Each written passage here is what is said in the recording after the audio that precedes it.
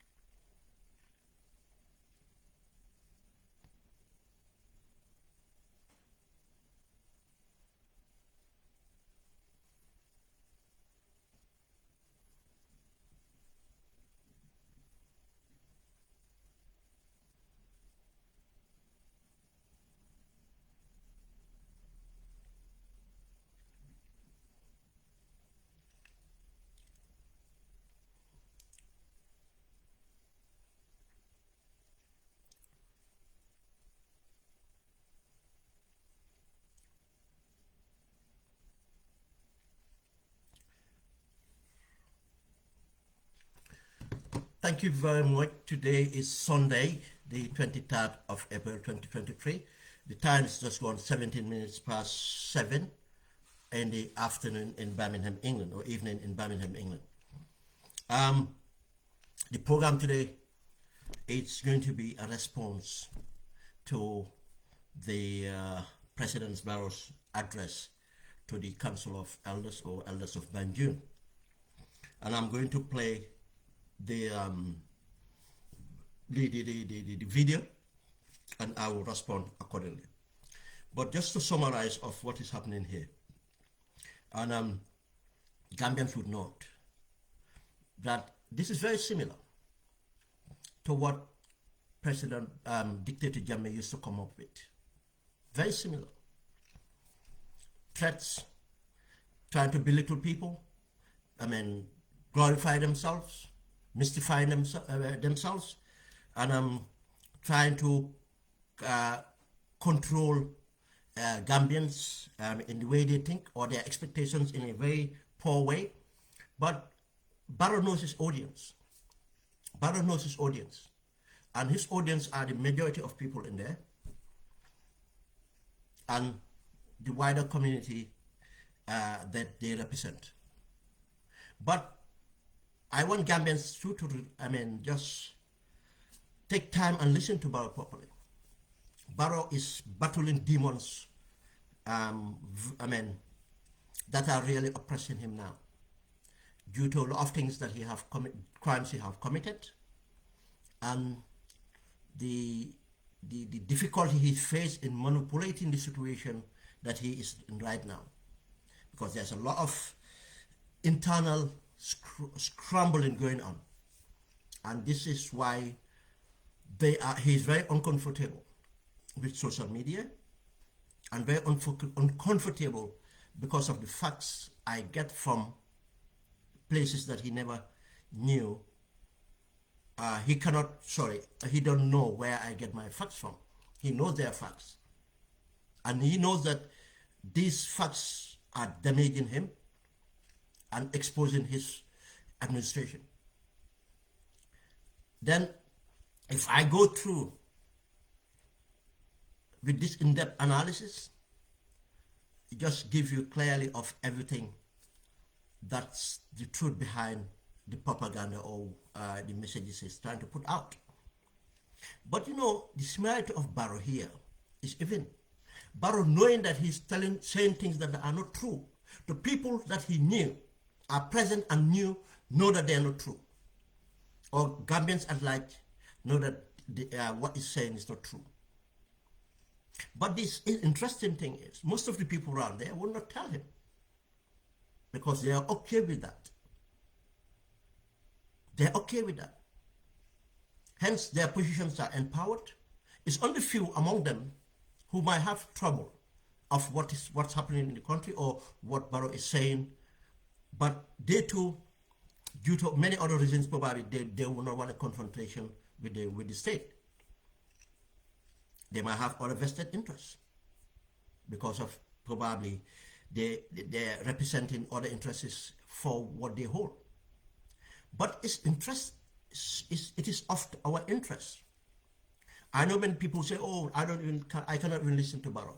Unfortunately, some of us have to listen to Barrow, especially at this critical moment. Just I don't even listen to Yaya Jammeh. No, if you don't listen to these people, you don't even know what they're trying on to our people. There are so many things that we know about, and we could not even say it at that time, due to many reasons that if we say it might lead them to suspect or detect how we get our information. At times, it's because of the information we've got. We could not collaborate it at that time and so on. But what Barrow did was to collaborate with other collaborations we did, and finally give us the audacity to come out and confront his so-called plan of retirement. And Gambians will be surprised to find out what it entails in that so-called retirement plan or succession plan, and how much that is responsible for the destabilization of our economy, how much that is responsible for the internal struggle within. And we'll get to that. If you bear me a minute, let me just try and track because I had to play the YouTube, I have to track the minutes where he started. I'll just wait this advert to go. There's the advert playing. Once the advert's finished, I'll come up and play the video.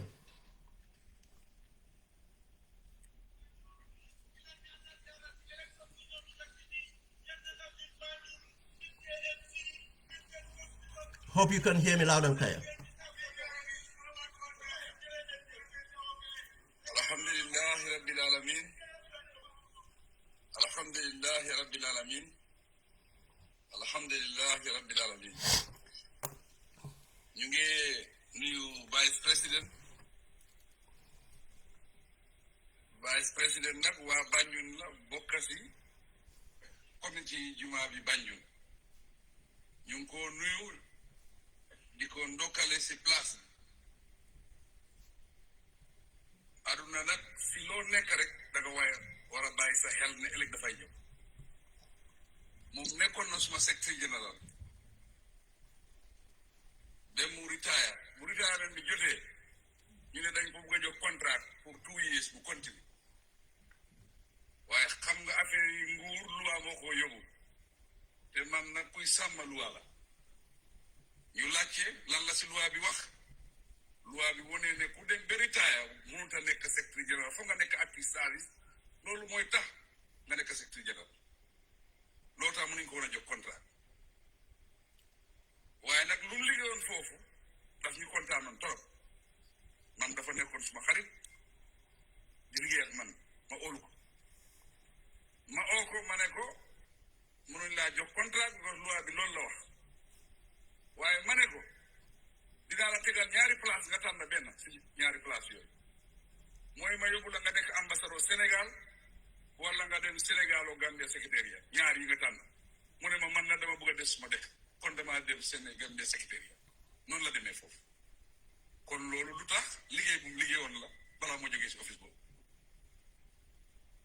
mu nekk foofu ñu soxla vice président. ñu ut kan mooy nekk vice président, waaye mbiri yàlla rek moo ko amee. man bu ma neegee si juma bi dama ñëwoon di julli juma, bu ma defee suma kabaar rek yàlla dugal ko suma xol bi ci saas. ma julli bi ma selmal ma yàkkamti pour wax ko ak suma chief of protocol. dañ génn rek si yoon bi ma ne ko am naa vice président. mu ne ma kan la ma ne ko Mohamed Diallo. mu ne ma loolu naka lañu ma ne ko wallaay dama kabaar rek affaire bi ñëw suma yëpp. kon ñu ngi ko gërëm bu baax. nit ki luy sa wërsëg toogal rek dafay ñëw dara yàkkamti. ñu ngi nuyu imam ratib di ko gërëm di ko sant. nag la ak wérul bu baax, waaye Banjul daf ko soxla trop mu bugga nguur gi bugga réewam bugga président looloo tax nu métti rek nit ki sa kéete dafay feeñ day fas kenn mësu dara mënoon naa joxe excuse waaye ñëw na mag la mu ngi toog fii loolu daf ñu kontaan te daf ñu jox yaakaar ñu ngi koo nuyu di nuyu chairman bi te moom mooy master of ceremony macha allah ñu ngi koo nuyu di ko gërëm di nuyu président Supreme Islamic Council di nuyu njiiti diine yi fi nekk yépp ñu ne tey julli la bési jumaa la ñëpp dañ war a dem julli ji jumaa kon dañ ko gàttal. Okay, thank you very much. Let me deal with this vice president position he talked about. I can clearly tell you something that Barrow has done here.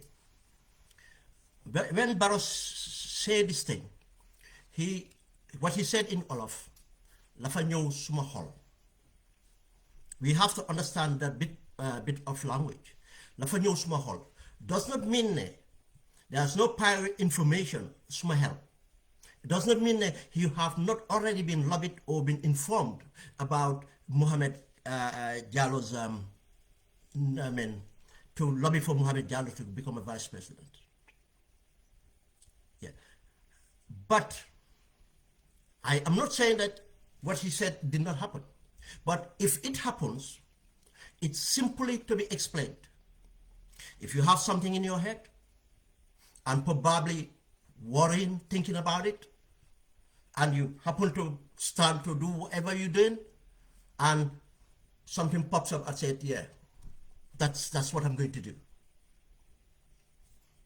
This is something that is likely to happen. That I'm going to explain why I am saying this. Because he said it clearly, dafa ñëw suma xol.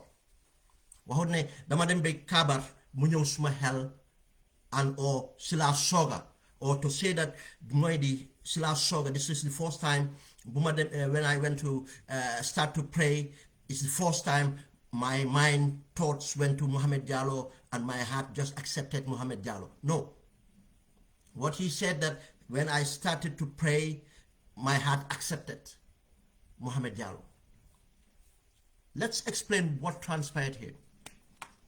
During the course of lobbying, as I said, in fact, again, I apologize for the family of the late vice president, bringing him into the discourse, but again, as I said, it's relevant to the context we're discussing here.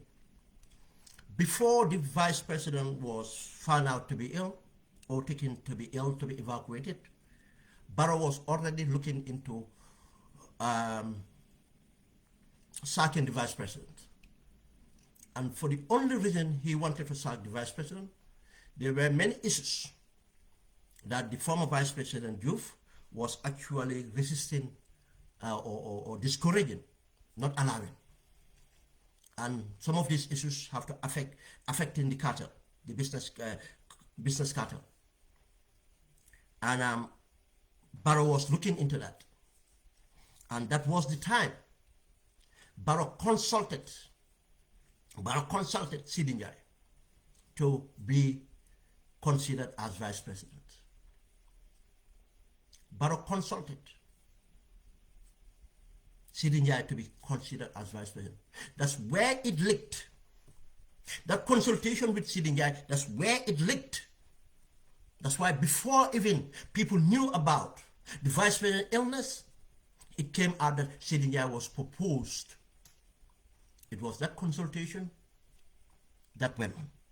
Then eventually when the vice president, it was treated as a rumor, but it came out. But when finally the vice president was found out to be ill and took a little bit time, people started to take it as a reality that there might be a need for replacement of a vice president due to, even if he recover, probably he will not be able to be effective in his work. He will be retired. Then the lobbying started. Different groups went on to lobby. And the note here If you check it out, when the president started to talk about the vice president, he in fact made emphasis on Wa Banjul la. He said Vice President Wa Banjul la, part of the mosque committee.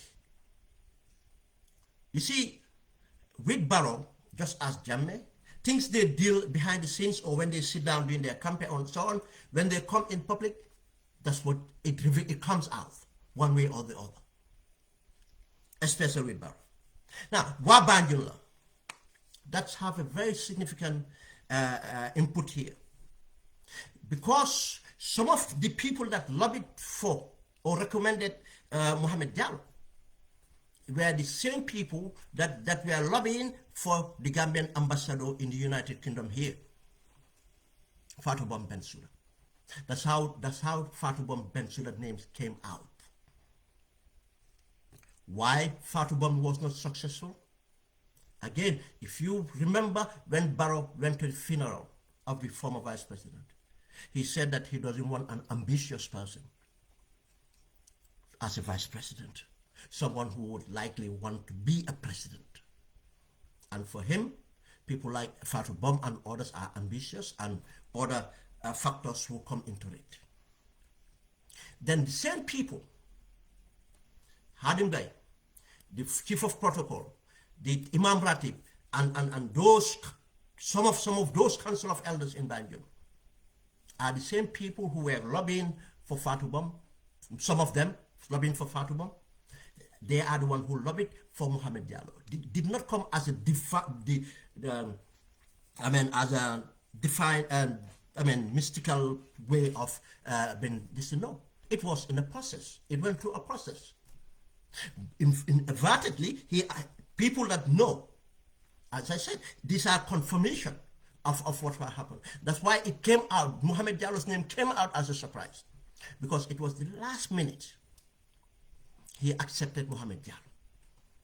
And the reason these people who were lobbying, the reason they advanced is the vice president should come from Banjul, because they lost a minister, Sheikh Omar Faye. They lost a minister, Job, Works Minister, Infrastructure Minister Job, Bailamin Job. They lost a minister, Mamboure Ndiaye. And technically, who is a Banjulian in the cabinet? Now they want this vice president position. You can see this is the clear reason. And there's nothing wrong with lobbying. Groups do lobby. Politics is about lobbying and everything else. But the thing is, he's trying to be mystical about this. And the issue again about wanting to reappoint, extend Mohamed Diallo's tenure in office as Secretary General is not true. That's not true. Not at all. Why Mohamed Diallo was not extended as Secretary General? He was found to be ineffective as a Secretary General. That's a fact. There are a lot of people that would testify onto that. He was found to be ineffective. And to say that he gave him two options, that's again not true. Because that option he's talking about the Senegalo-Gambia Secretariat. Remember, that position was given to Mohamed Manyang, transfer Mohamed Manyang from Social Security to that position. Mohamed Manyang declined it. That's how they found something for Mohamed Diallo. It was not anything to that process because of his effectiveness. This, that's not true. And Barrow cannot claim to be law-abiding. Barrow is continue committing crimes, corruption, nepotism. And what about the Commission's recommendations? We have seen what he done with the Journey Commission. We have seen what he's doing with the TRRC. Still now, the recommendations that he can deal with is over here. People who are not supposed to be serving, but he did not. He sanctioned some people, accepted some recommendations, but he let many people off. Is that a law-abiding person?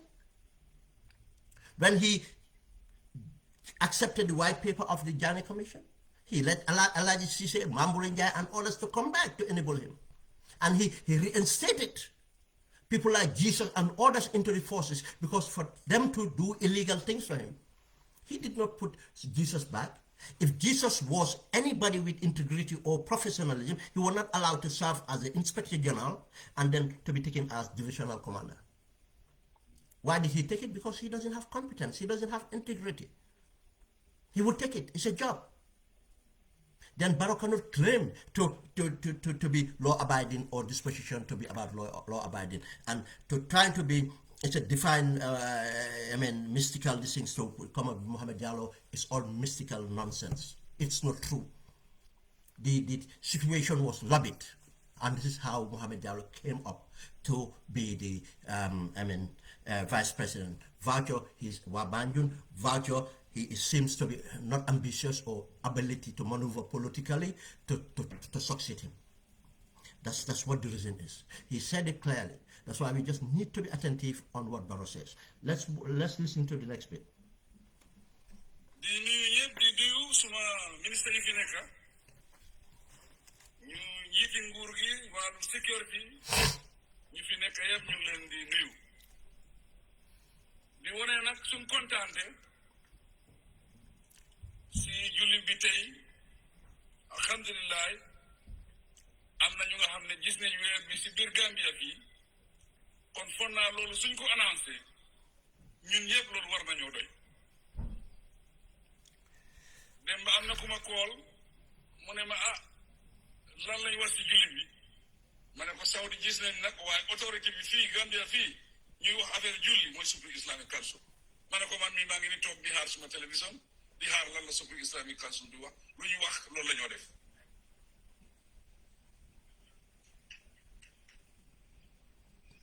li nga mbir boo gis foog mu am ñu jiitu te soo jiitalee nit ki bu ko jox boppa ba pare nga rocc ci làmmiñ bi looloo tax su affaire yi diina ñëwee ñun dañoo xaar Supreme Islamic Council ñooñu jiitu foofu ku nekk dafa am sa place président mu ngi fa place imam mu ngi fa place président Supreme Islamic mu ngi foofu ñun ñëpp suñ joxantee cër walla dañoo am jàmm si réew te ñun jàmm rek lañ bëgg si réew lii nag aada bu yàgga la su nuñ ma ko waxee depuis time tubaab yi te ñu nag tubaab yooyu bokkuñu woon diine ñu nekk ay téeméeri at ñu doon nekk State House fii bokkuñu ak ñoom diine waaye ba tey njiiti diine yi ñu nga xam ne ñoo nekk Banjul dinañ ñëw jàmmalante borom kon loolu aada bu baax la lu ko gën a baax loo mooy aduna waxtaan la di aduna su waxtaan amul si aduna dara du lu mën a dox si biir aduna waxtaan mooy doxal réew waxtaan mooy doxal diine waxtaan mooy doxal mbokk te waxtaan bu gën a am solo mooy waxtaan boo xam ne da ngeen a ñëw toog jàkkaarloo boobu mooy waxtaan bu gën a am solo kon lii lu am solo la dañ war a waxtaan surtout nit ñoo xam ne ñoo ŋànka diine bi ñoo amee diine bi ñoo jiite diine bi wax naa leen ne nag nuñ bari support yéen borom diine yéen a ñu ëpp support fi ko mboolem ku nekk fi daanaka bi Gambia fii am na ku nga xam ne mooy sa imaam kon yéen seen population dafa bari kon yéen soo leen nekkee nit ñoo xam ne da ngay wax jàmm dafay sax ci dëkk bi fii bugg naa nag ñett taxaw ci tànk boobu ñu wax jàmm léegi ma wax nit ñi wax nañ fi affaire social media. If you listen to that point he note, apart from referencing the history of this, gathering, he pushed something out that talk watan. The other thing is support. Imami no am support. The other thing is peace. But the contradicting thing here is, just as Yaya Jammeh does, and the same thing that Yaya Jammeh look forward to this day is to confront and send a message through these people to their congregation, or put fear into Gambians, or put a divisive message into our communities. That's the same message that comes through, information that comes through these messages. I've not listened to the other people, that imams and other representatives that spoke before the president, but I can assure you that one or two people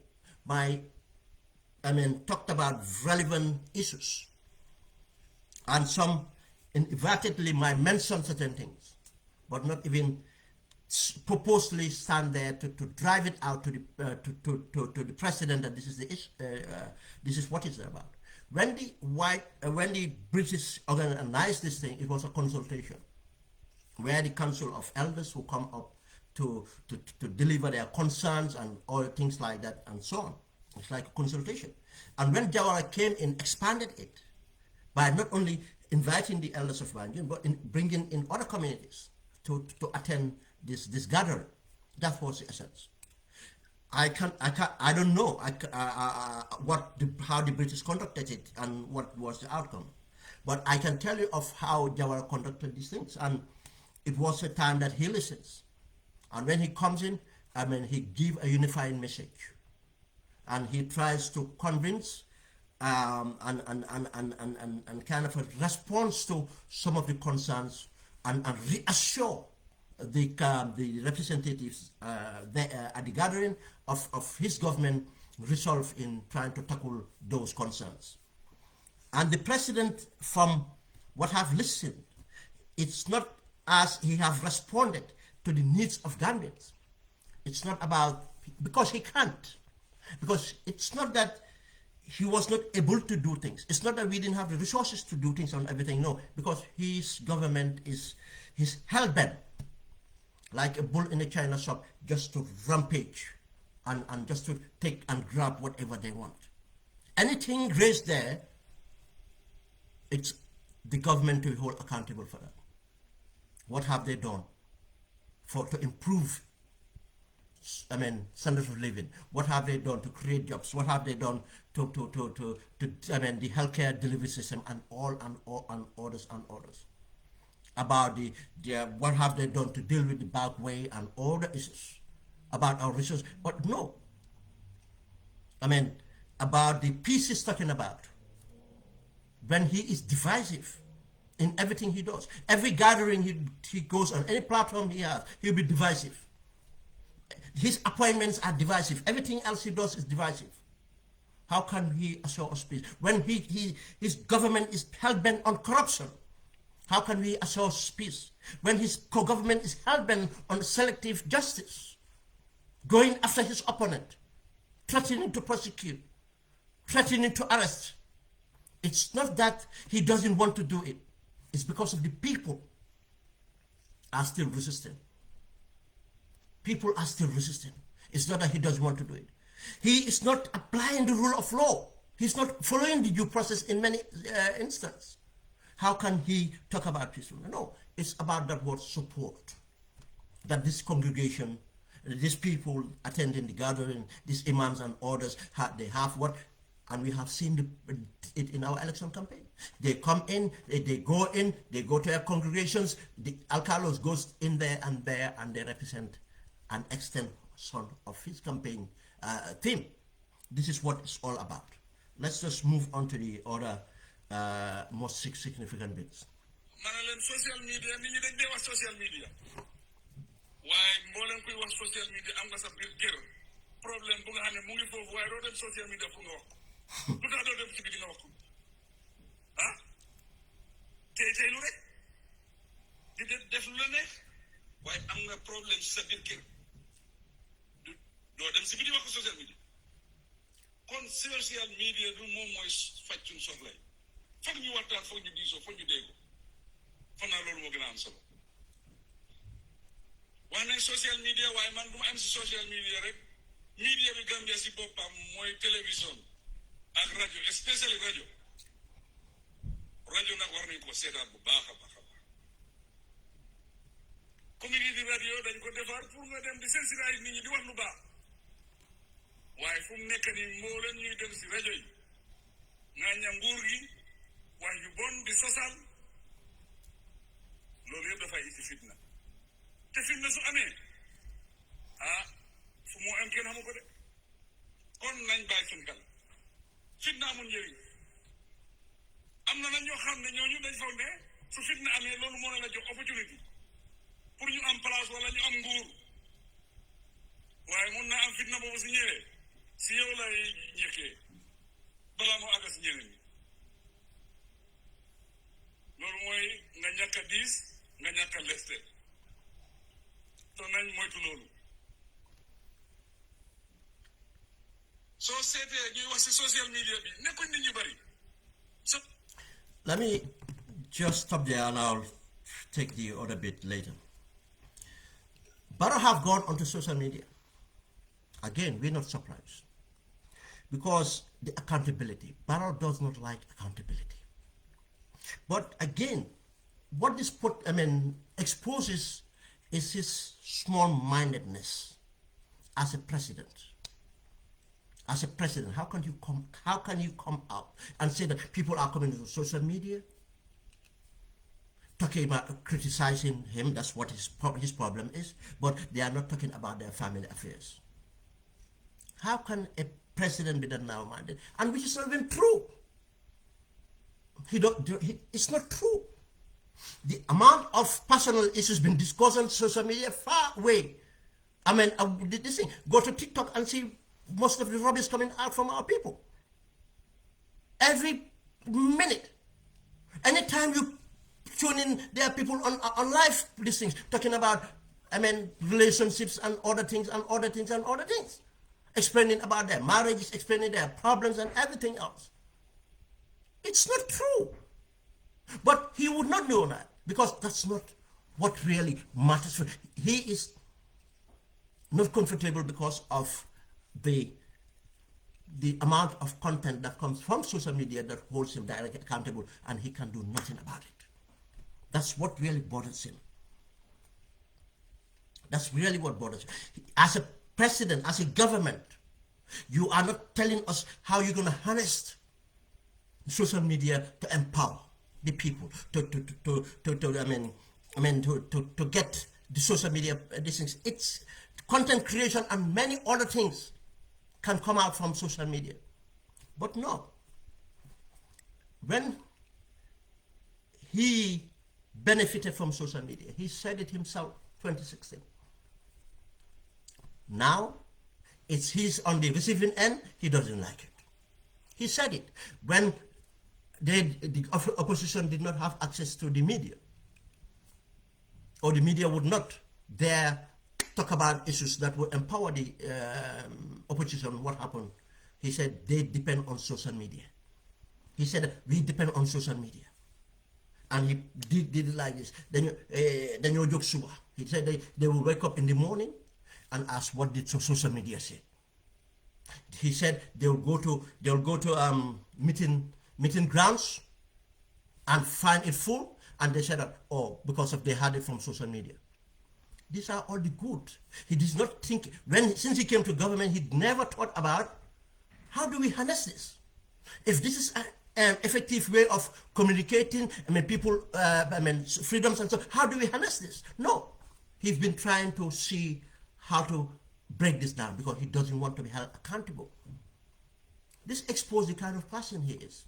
He's narrow mind. Say, Gambian, they won't. Why do you social media wasn't like? They don't come to social media to talk about private life. That's a lie. 90% of content coming out from social media platform is about people's life, which should the government should have energized. There are many strategies they get involved in to be about development, to be about other things, and yes, accountability. But he doesn't like that accountability.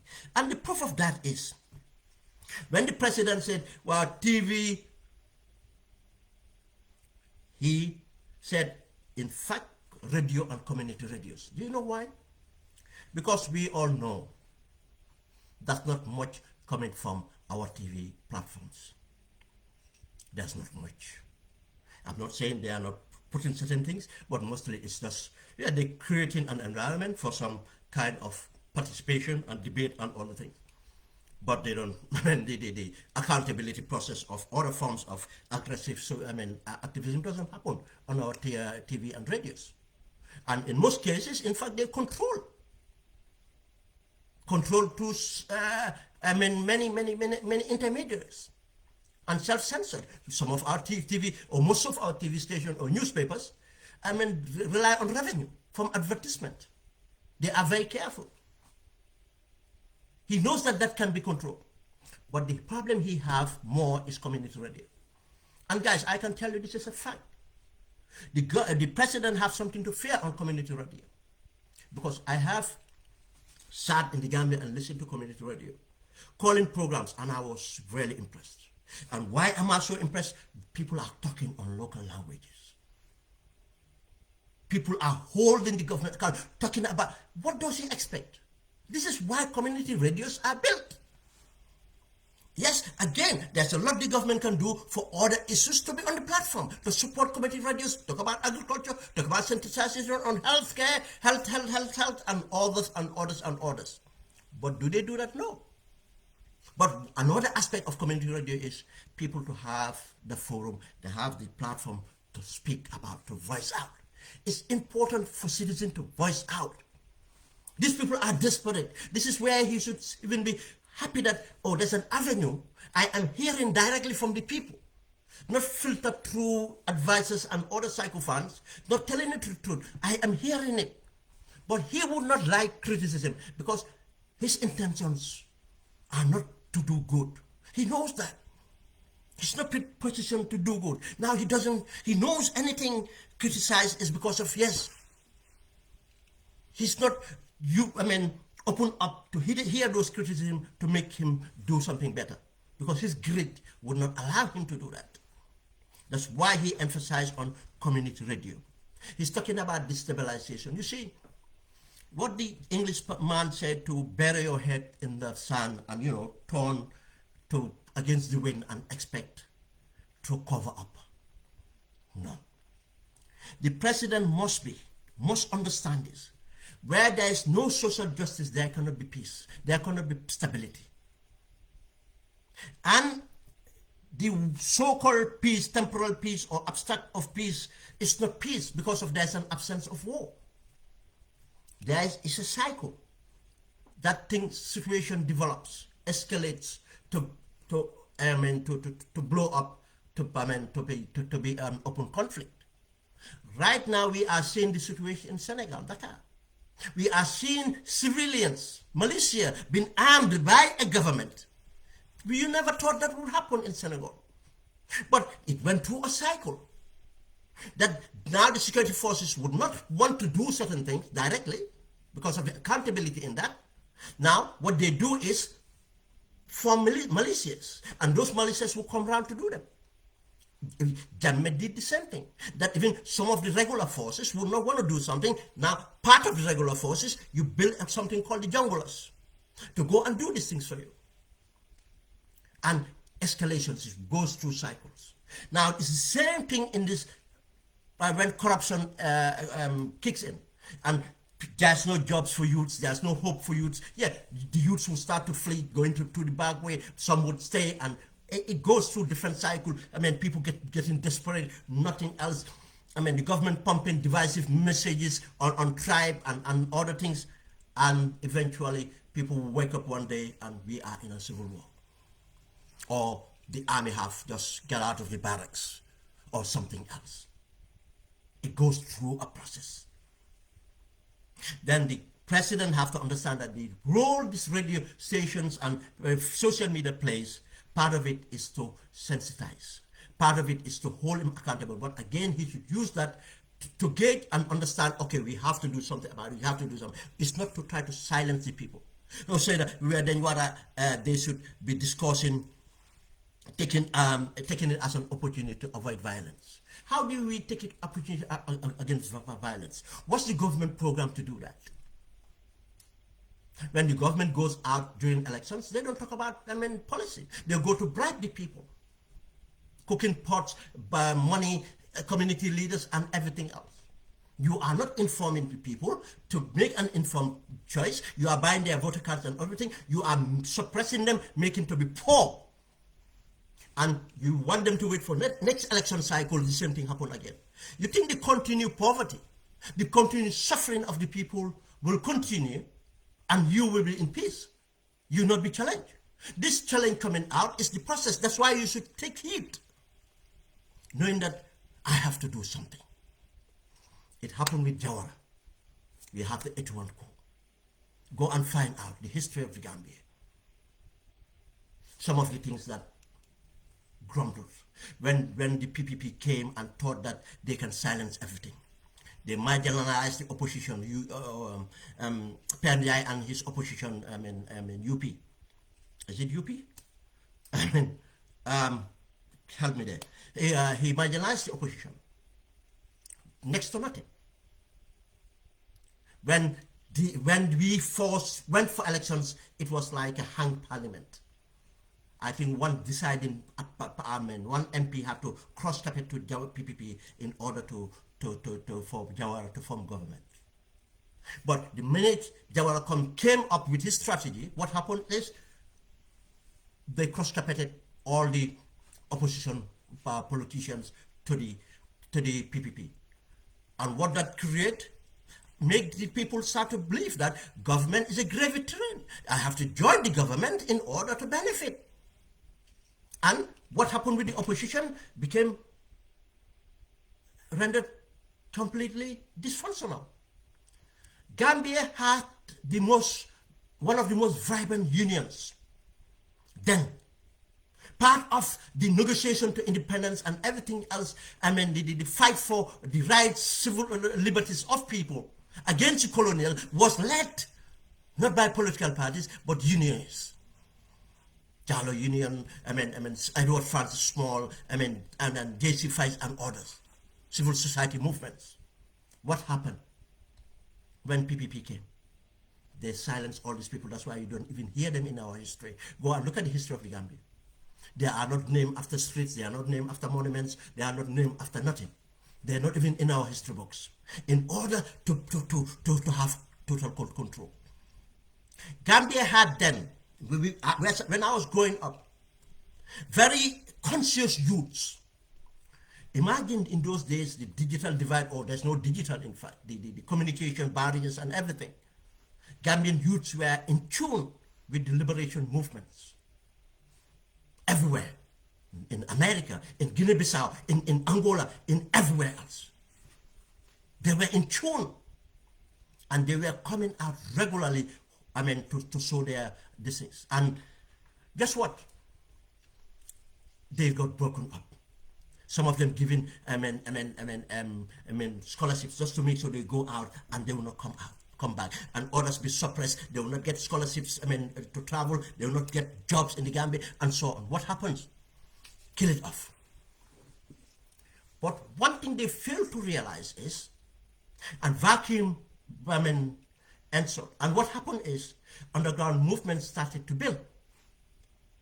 Any organization would be banned. Moja was banned. Other civil society organizations were banned. They turned radical. But one thing was the Cold War. Always government have to remember this.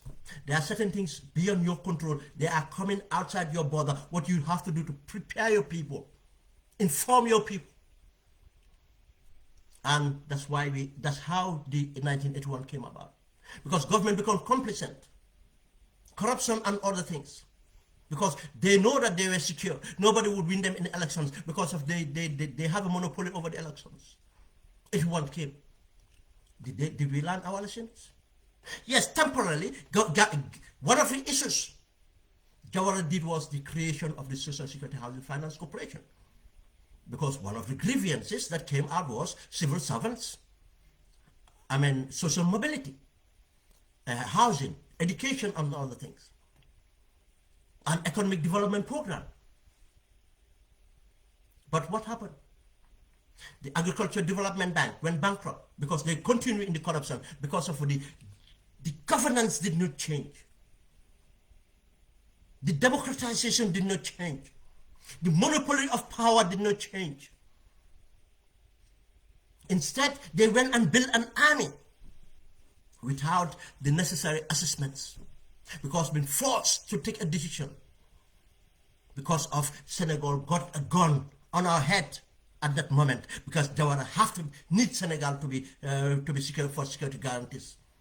Now just we went under confederation and other things happened. Just as now we still are under Senegal security guarantees. Some of the reforms that to happen did not happen. Some of the reforms did happen. Like Jawara started to put himself on the ballot. So that now we have a presidential system where the president have to be voted for rather than MPs, just MPs be voted for. People saw that as a progress that the president will be tested. Not to rely on other MPs. But one thing is we didn't have an independent electoral council. And the corruption and so. Every other time is a scandal of corruption and other things. The newspapers, were struggling. Even the Observer that came lastly were struggling. The journalists were prosecuted. It's not random. I'm not comparing. Let me just put it this. It's nothing to compare with them. I'm not comparing with them.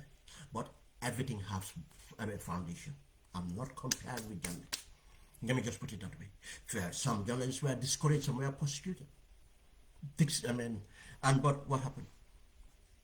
Self-censored.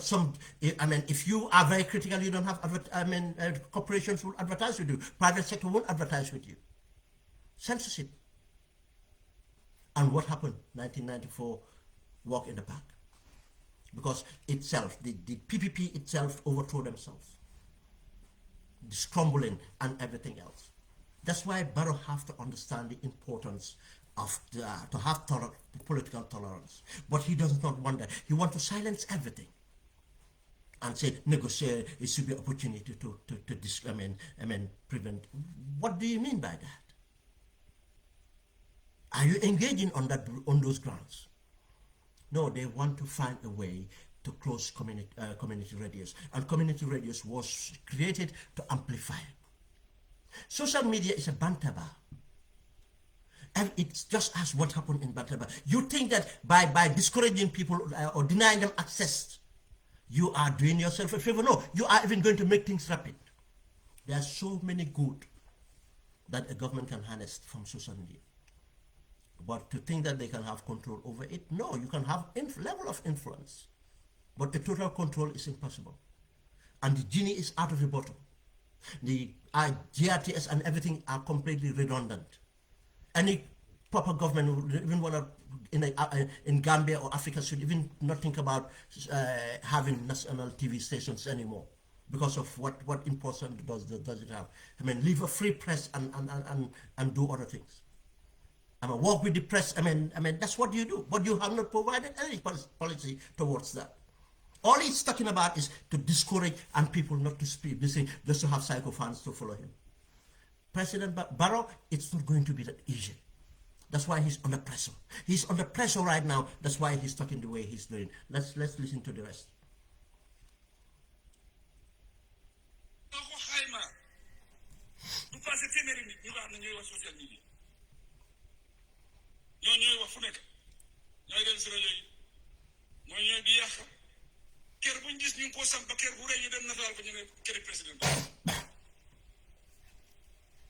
am na pol boo xam ne buñ nataalee këram dafa ragal dafa dem si suma mag ma ne ko gars yi yow de sa rakam mu ngi bëgg a jël suma kër mu tiit kër gu rëy la ñu nataal ko ñu ne président Barrow moo jënd kër gi moom mooy sampal yi mu ngi sàcc xaalis si réew mi yëpp gis nga samp na kër gu mel nii dafa doy waar.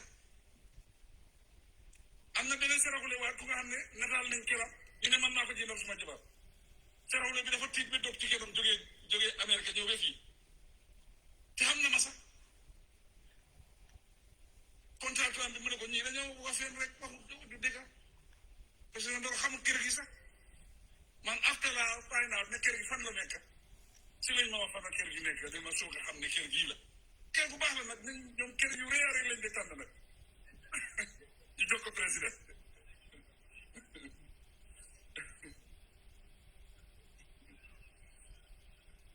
waaye ñu xel ñu delluwaat gannaaw te soo seetee ñooñu nga xam ne ñooy def loolu nañ leen profile rek ñu bari si ñoom njëriñu Gambie dara njëriñu seen boppa dara ngunu ganaar sax samp ko biir Gambie billah am naa ñu bari si ñoom su ñoo ñëw Gambia fii ñii ñoo leen a fiyal paas su ñoo jógee fii ñii ñoo leen a fiyal paas bi leen façon nit ñooñu saraxule façon nit ñooñu dafa am fuñ leen lébel ñu ne si saraxule kum nga naa sigi har sele ñel leen kamay la Dakar na suñ taxawee si kaw neen saa duñ ko mën a tëdd déedéet muñ dara wax rek la ñoo def te am na nit ñu xam ne dañu ne fay tam pour ñu wax ñoom si loolu la ñoo dundee pour nga dem fenal président Barrow wala nga wax lu bon si moom wala nga tabbi waa réew mi melee ko nii ñoo fay jox leen xaalis pour ñu def loolu lan moo ko jàpp man gëm naa ne président Jawara moo fi nekkoon te fanweeri at nañ foog ne président Jawara du fi jógee dem na. It's interesting here. This portion here, Barrow said a lot of facts in it, but people misrepresented the facts of Barrow. So much facts in it. Listen to it properly. One thing he said that is about 100 people, mainly 100 people. What he's saying is he have registered about 100 people who are very effective in holding him accountable on social media. Yeah, there might be thousands on social media playing up. And yes, these are the 100 people that are circling over. But again, he does not understand how social media operates. You have social influencers and other things. Gambia is a small population. But he doesn't understand how these things operate. And he is talking about the prominent 100. That doesn't mean that there's so much more. His prominent 100 that really bothers him. But it was the same thing and same manner that the people fought against the machinery of Jammeh for him to register. He doesn't understand, probably he doesn't know WhatsApp is part of social media. With all the messages coming through WhatsApp overwhelmingly. But obviously what he says is the 100, prominent 100. But again, this is where President Barrow trying to manipulate the situation, talking about big houses, people taking pictures of big houses. Let President Barrow say whether that's not true. I know some people will go overboard to take pictures that they don't know.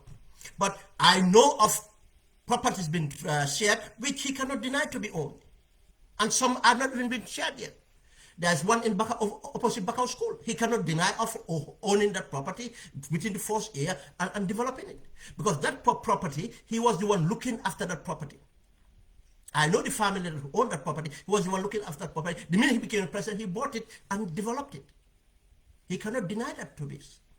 He cannot deny that the wife have bought a property over $12 million in Fajara, which belongs to the former External Affairs Minister of Jawara, Omar Sy, over 12 million. And it's been redeveloped now to something else. He cannot deny that. He cannot deny the twin palace he got in Makamakunda. He cannot deny that in Tanje there are two properties that each belonging to each wife. He cannot deny two properties in Dakar that we know of and other places. He cannot deny the sister who was a vendor yesterday, today is building a big motel and other things, people associated with it. He cannot deny that his brother, he's talking about Bully Barrow, owning farms, owning properties, building properties, who could not even listen. He cannot deny all this. But no, he is using the exception of one or two scenarios where people misrepresented or people decided to do something as presented. Oh, this is the fact. No, I didn't have that much. That's a lie. We know that he owns more than that. But one thing President Barrow said here, which is very true, he said profile them. He said most of these Gambians don't even own a chicken set. I'll have to approach that in two ways. Let me just mark it two ways. I have to approach that in two ways. One is first, the fact he said here is, he said we even pay fares for them. You know, again, I said, President Barrow have confirmed some of the things we've been saying. We even pay, he said in the diaspora here, they even pay fares. President Barrow knows that he's not talking to Ben Swire, he doesn't pay my fare.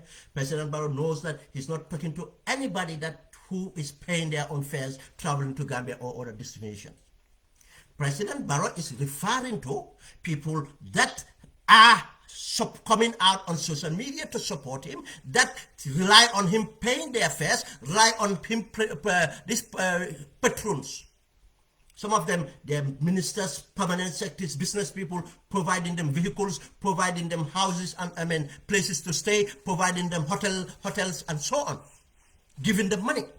These are the people President Barrow is referring to here, and which is a fact. We said it here. They come out, and he's talking about people who are paid to insult. That's another fact. We said it here. We know that these people going to campaign for President Barrow, traveling from Seattle, traveling from London, traveling from Sweden, traveling from other places, going to the Gambia, are not going because of they sweat and work for their money to go and support President Barrow because they like President Barrow, because of President Barrow is doing a good job. No, because of they are benefiting. Because President Barrow is paying for it through their campaign finance, or business people affiliated to President Barrow are doing it. The likes of Hadimgay, the likes of Yankuba Dabo, GRA, we know them. And some of them are giving businesses, vendors, to procurement. They give them businesses. Yaya Jammeh was doing the same thing. Many Gambians who were here supporting Yaya Jammeh, who used to do freighting, they go, they give them exemptions and other things. These are the people Barrow is referring to. But again, what does this confirm, as I said? This confirmed President Barrow of using this occasion to attack. Even if this is a fact, you are the one.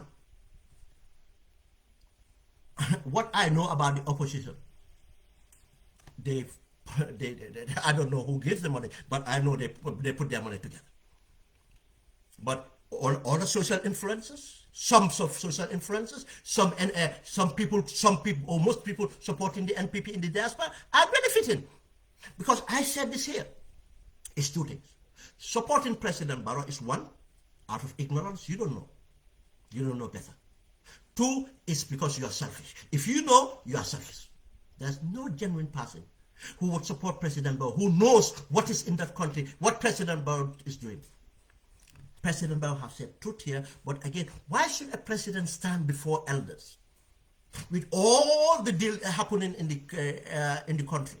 What is happening in Sudan right now? Gambian students stranded in Sudan. Gambian youth stranded in the desert, stranded in Arab countries. Gambian youths dying in boats to cross for greener pastures and suffering in asylum camps and everywhere else. It's not been addressed. What's been addressed? Gambian women dying in hospitals because of President Barrow with the Minister of Health have stored the money, the COVID money. You think somebody would steal COVID money and President Barrow just cover up? The procurement to Turkey, how many millions? The National Audit Office said that. And who else would take that? You think, somebody would do that and survive? But there's a contract for renovation of Royal Edward Francis Small Hospital. How many people know about that? How many people know how much is involved? How many people know the contract to give it to? They give it to Lamin Sedi, who do sponsor President's Barrow campaign. Lamin Sedi. And this is why this delivery, systems are not delivering. What about Narek? I'm saying there's allegations. I'm just waiting for a bit to confirm it. Of kickback, President Barrow getting kickbacks of 10,000 euros from Kapo. And the reason I am pointing this out, I have sufficient evidence to put it as an allegation, but there's a little bit to pin him, to accuse him of it, and I want him to put it on a charge sheet. I want him to put it on a charge sheet. And these are the reasons why NAWEC is where it is today. The main supplier of NAWEC right now, a Salahore guy, I forgot the name, I got the name in my phone here, is supplying NAWEC with inferior fuel. And that is damaging the machines of NAWEC and other things because of the kickback. Because of the kickback. Barrow has said truth there. That the people that he pays for tickets to come from the Americas, the Canadas, the Englands, the Swedens, the Scandinavians, and African countries travel to campaign for him. They give them lodging. Some of them, their business people give them lodging. They give them hotel. They give them money to go. And those people, some will go and insult for him. He said it. He said, who we pay for? You know that he will not pay for Ben Swale. You know that he won't pay for critics. Who would he pay for? Barrow said it. Who we pay for? You know, fail. Marlena fail. That's why I tell Gambians, listen to Barrow. Whatever he does, he will say it. Whatever he does, he will say it. Why do I say I'm going to look this at the another angle? You know, as a president, to turn around, to degrade or attack citizens, diasporans. That's another fact President Barrow has said. There are so many diasporans in the diaspora today, they don't even have a chicken set in the Gambia, which is a fact. But the point is, why? You see, this guy cannot be grateful for what the diaspora contribute. The diaspora is the most productive sector in that country. The diaspora doing more than his donor partners are doing, or whatever you call it. Go and look at the figures. It's not the figures we put up. And those are only official channel figures.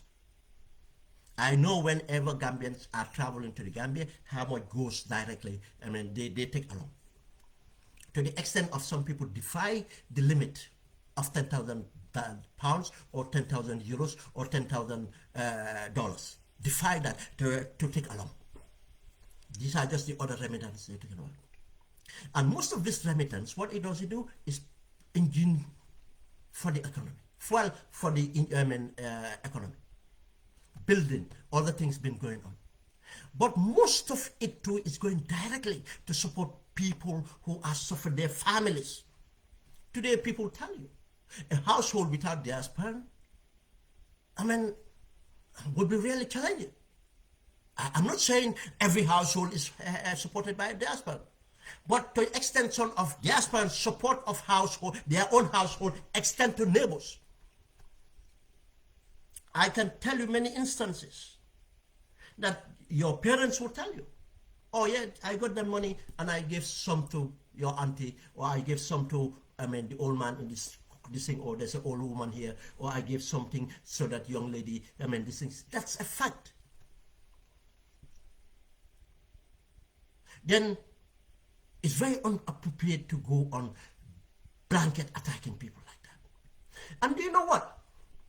And I always tell Gambians for that. Many Gambians are in fact neglecting themselves in the diaspora here because of to support their families. They are getting into trouble because the support they're giving to their families. Trouble. Owing big debts, not because of themselves. They are ignoring their families here because of their family in the Gambia. But should the president insult people for that? The government, his government should have been talking about, yes, in a positive note, that this is some of the sufferings and many Gambians are experiencing, and we should not allow that. Because these people are contributing so much. Now the government is going to prioritize to create this avenue, that avenue, this initiative, that initiative, to make sure these Gambians would have something to come back to if they want to come back. I know of Gambians here who are not even, some are not even employed because of their disability or other things, or at times when they are not even employed. what they paid, part of that they would struggle and to give something back to our people. We all have seen the evidence. I don't need to go dwell on that. But it takes a leader to recognize this. It takes a leader to harness this. But instead, he would, in this congregation, what he does to attack people. And this is the same person he's saying that Gambians are using social media to attack. Gambians are using social media to this. He is the one doing it. And the people he even said that are insulting, most of them, he's paying for their insults. Then Gambians, we should know and understand this is what the president is. This is what Barrow is. And this is the message he is sending to us. But let's move on.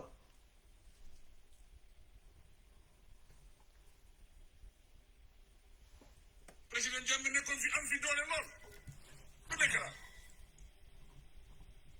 am police am soldat am jinne am ay dooma yëpp la amoon am fi ay huma jiib yu bari am feneen yu bari anam dem na jeex na président Barrow dafay dem man bant sax amee wax man damaa dem man duma yàgga léegi ne ma de bu la yàggal dinaa dem waaye dimbale ne ma ñu ma liggéey réew mi bëgg naa su ma demee ëllëg ñu ne président Barrow de moo liggéeyoon lii liggéey boobu rek moo am solo nag Serigne Bamba dem na bu yàgga beneen liggéeyam moo fi nekk ana Serigne Bamba dem na bu yàgga liggéey mu ngi fi kon liggéey rek moo am solo yow da ngay dem waaye sa liggéey du dem dafay des man loolu laay wut dinaa dem waaye suma liggéey mu des si dama des Gambia fii bu ngeen ko xamee kër bu ma dekk après président léegi tey ma ñëw sax. Let me touch on that first. I'll move on to the way. Barrow is talking about Jammeh, what he perceived strength. He had this, he had that, he had that. But we remember the same Barrow said that to us, that he was even more powerful than Jammeh because he's half economic with him. Can we not remember that? Now we should ask ourselves, why is Barrow bringing this up? Gambia, that's why we should be very careful. We should be very careful. And I have seen some people even saying, oh yeah, Barrow is thinking of leaving. That's not true. It's a lie. And I'm going to get into this. And listen to this. He did not say that I am running my last office. I am not going to run for elections again. No. I'm not going to stay long. This time round, he's even trying to give it in an open window. But why would we believe anything he says anyway? The same person who sat in Senegal and said, Man dama doyal, I am contented. I am a businessman, I'm contented. And this, I am not gonna this, I'm not gonna this, I'm not gonna this. The same person who came and tell us this, the same person who said everything. Why would anyone believe what Barrow says? Especially to this end. But there's something about this. And I'll give you a context of this. Probably 8 months ago or so, just after the elections, when they had cabinet, and someone reached out to me to say that, oh, Barrow is not going to run for next election. That's why he doesn't care. He's just making the money he wants. I said to him, I cannot believe that. Then something else came up. Information came out that Wage, Kalulu Wage, a Senegalese businessman, and other business people have used this opportunity. And this issue about Barrow said that he's not going to run, at that time, obviously, we did not get the source of where it was coming from. But what we first came across was Kalulu Wage and others have gone to the central bank governor, Boisedi, and convinced Boisedi that Barrow is not going to run the coming elections. We can make you the candidate for NPP. And that got into Boaseedi's head.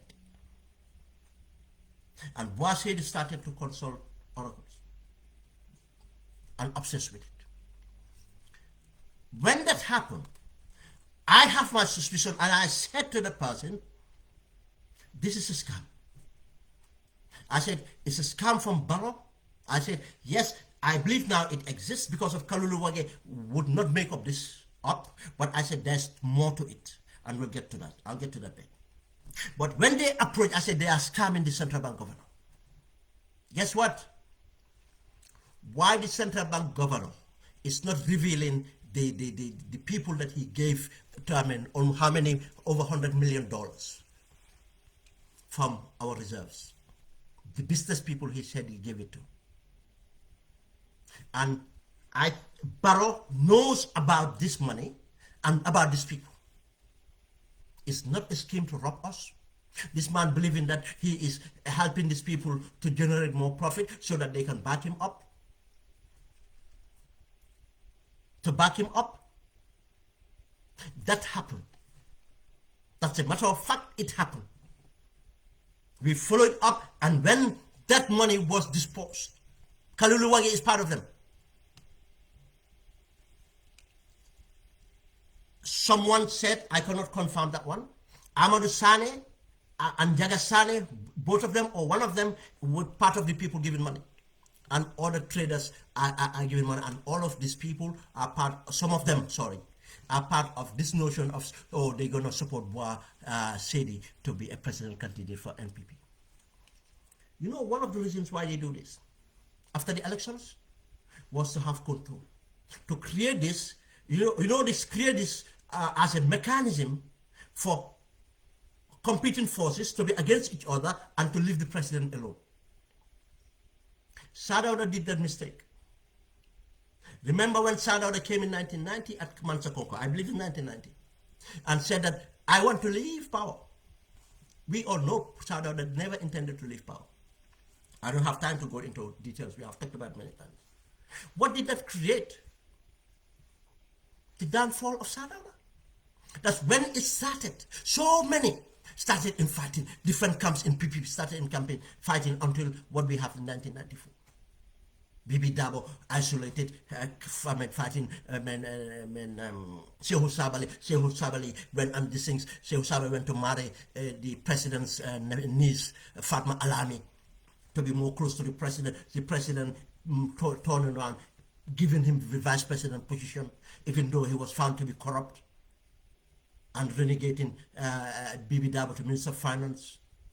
And next minute, took the Minister of Defense, which Jawara have always been held with Jawara, passing on to Shehu Sabali, and this and so. It's the same mechanism they play at, trying to distract people away from holding the president, saying, okay, let's leave the president alone. Macky Sall did the same thing last elections. Oh, Macky Sall last day, we can, this time, let's just give him his second term, The minute he crossed the second term, what happened? He went on to his entrenchment program. He started weeding out people within. This is the same strategy. But the next one, when we looked at it, that angle of Boaseedi came out. But another angle came out, Mohamed Jah, from the Banjul Council of Elders. It's the same people that manipulated, that lobbied for the vice president position. And the rumor came out, and some form of some of collaborating evidence came out that, and the rumor started, Mohamed Jah would be entrusted to succeed Barrow, so that he can protect Barrow's interests. Let me give you a background of this. In 2017, when the coalition came into power, because Mohamed Jah now was scared that he was losing his business contacts or his share of the business, this thing, and he wanted to expand into everything. At that time, Mustafa Njai Taf was seen to be close to Barrow. And you see, Mustafa Njai was very active in Tahawal Banjul, and with the support of the Banjul community. He did the Tahawal Banjul campaign for the MPs and everything. I am not sure. And some people saw that as Mustafa Njai positioning himself to use as a platform. And his personality, they went to President Barrow and said to President Barrow, "You are trusting Mustafa Njai with all this, but he want to succeed you. He want to run for president." From there, that fracas, what came out, the finger too was pointed to Mohammed Jah. That actually Mohammed Jah was the one actually in the process, was not Mustafa Njai. It was Mohammed Jah who is in the process of forming a political party. And I have evidence of that. That's what I'm talking about. I know many people who were consulted. I know meetings held, locations that the meeting were held.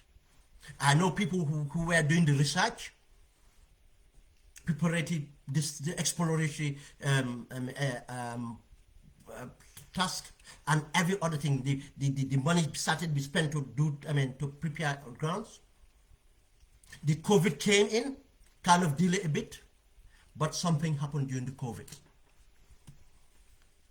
Mohammed Jah was in America and stranded with some Gambians who were to come back. Mohammed Jah hired a private airline, a private plane flight, and managed to get some Gambians, apparently some paid towards it, managed to get some Gambians on board.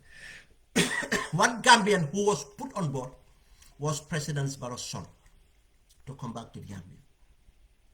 Through that, because the minute Mohammed Jah even came back with President Barrow's son, for 3 weeks after that, there were 3 meetings, separate meetings held by Mohammed Jah. He was present, and many people were present.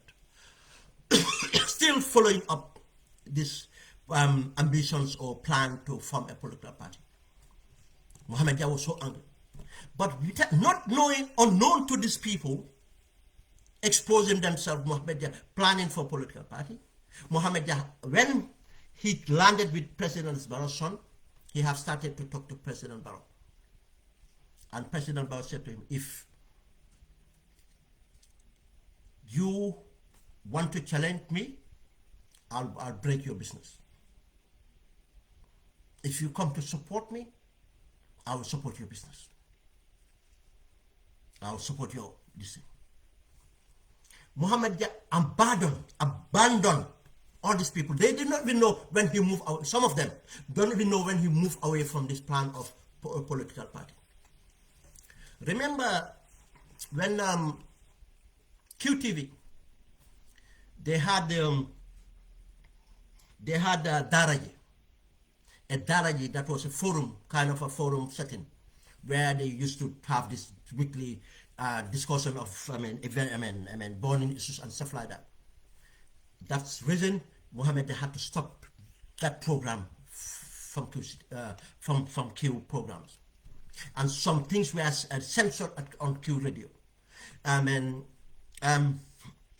The young lady who was later at Fatu Radio, Fatu Network, she used to have a program, very, very good program on QTV. Gosh, what's her name again?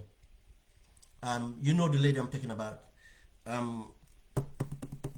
God, she will kill me. She will kill me that I forgot her name. She will kill me, I forgot her name.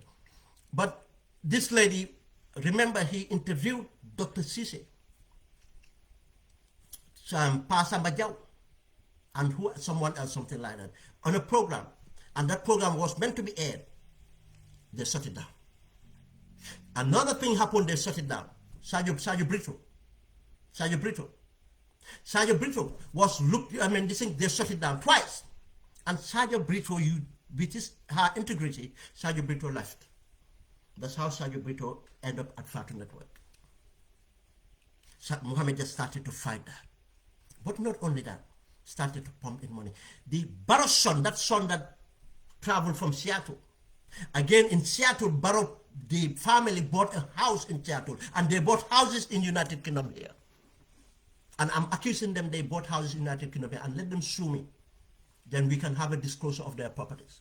I'm accusing them they bought a property in Seattle. That's where Barrow's son ended up living, and his cousin. That's where end up living, in that house. Now, that son started to be mentored by Mohammed Jah. Under Mohammed Jah, these things, mentor on business or whatever it is. And it ensured from sponsoring the presidential elections and everything else, and sponsoring candidates and everything else. This, some people turned around to say that, no, it's Mohammed Jah, he wants to pass this presidency too. I said that's a lie. I don't believe that. The only reason Barrow would pass on anything would be he's completely incapacitated. Completely incapacitated. And that's the possibility of this. Whoever knows, knows. The reason Barrow sleep all the time, we all know it because he's on a medication. Barrow have a very bad back that would cripple him. And I can tell you 2 instances, the evidence of this. When they first went to Saudi Arabia for the OIC meetings or something like that, that time Dabo was the External Affairs Minister. My father was the Interior Minister. Barrow could not even climb the flight of stairs. He was struggling to lift his legs because of the damaging back. He was technically being looked after by doctors. And that's early time. He insists. That was the first time he was so completely slumbered during the meeting, completely knocked off because of the medication, morphine or whatever God knows, to treat that bad back. And all the neurological problems he have. He's taking medication for all that. And he's scared of going for intensive treatment because that would be the absence of him from the chair. Absence of him from the chair. And if people check that out, when they were traveling from Saudi Arabia, coming back, there's a picture that my father went and Barrow was, even in the flight, slumbered. And my father took a picture with him. And some people went out to say to, point to my, this thing to say that my father did that purposely to have evidence on Barrow, showing that he, at this time, he was not well. Some people say that. I'm not saying that that's a fact. Some people make that comment. The picture is still online somewhere. Slumbered in the private plane. He was suffering like what? Like a sack of potato. He's not well.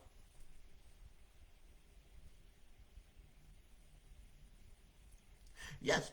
Another one. Remember when Q City was being opened? Q City was open. Barrow had to force to go and attend the Q City the same because of Mother B was there. But at that time he was suffering. He was on severe medication. Now, some people are saying that what this thing is about is a managing situation. He is looking for a successor. For if something happened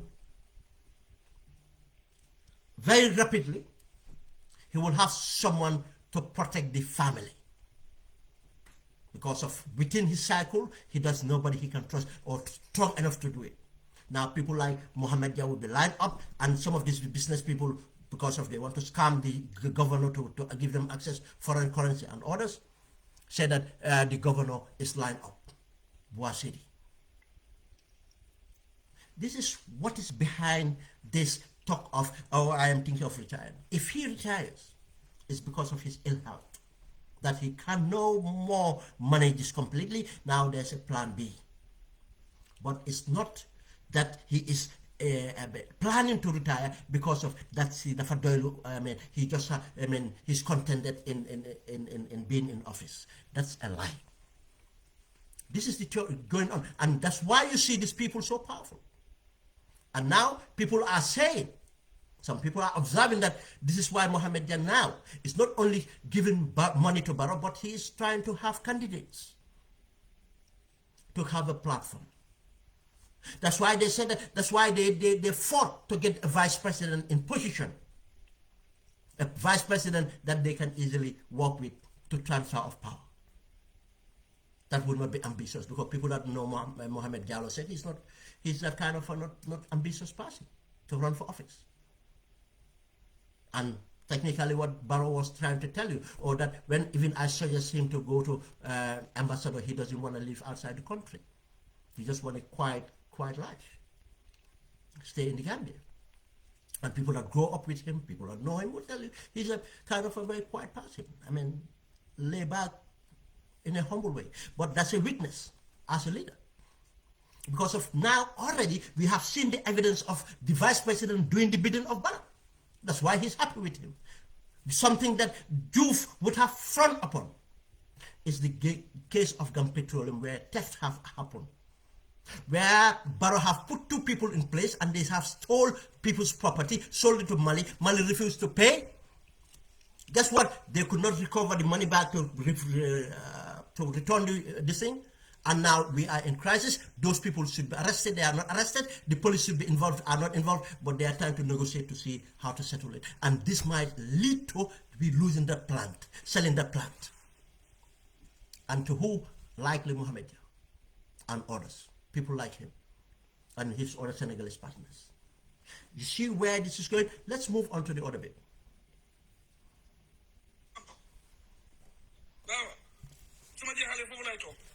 te su ma jeexalee du ma li yor sama bopp social lay def dimbale réew mi rek loolu rek lay def loolu jël naa ene boobu fu mu nekk nii waaw loolu rek lay def amatul leneen jàmm yàlla dimbale nit ñi loolu rek mooy nekk sama liggéey su ma jeexalee mooy nekk social lay def fu mu nekk nii maa ngi identify suma staff yi sax ñu nga xam ne ñooñu lay liggéeyal ne ñooñu ñooy manage suma foundation bi pour ñu dimbale nit ñi lu ma faraatu ma jox ko nit ñi loolu lay def. yàlla tere nga bu rëy la ma defal man si àll bi fare laa jógee man Kawankunda soo xaymee suñu dëkka 200 nit ëpp ko ñu fa nekk si dëkk bu ndaw fanweeri kër passé wut loolu foofu laa jógee ñëw fii capital fii Banjul yàlla tànn ma jox na place bi kon yàlla moo ma tànn man dama gëm loolu wallahi loolu dama ko gëm 100% te xam naa ne yàlla rek moo amee loolu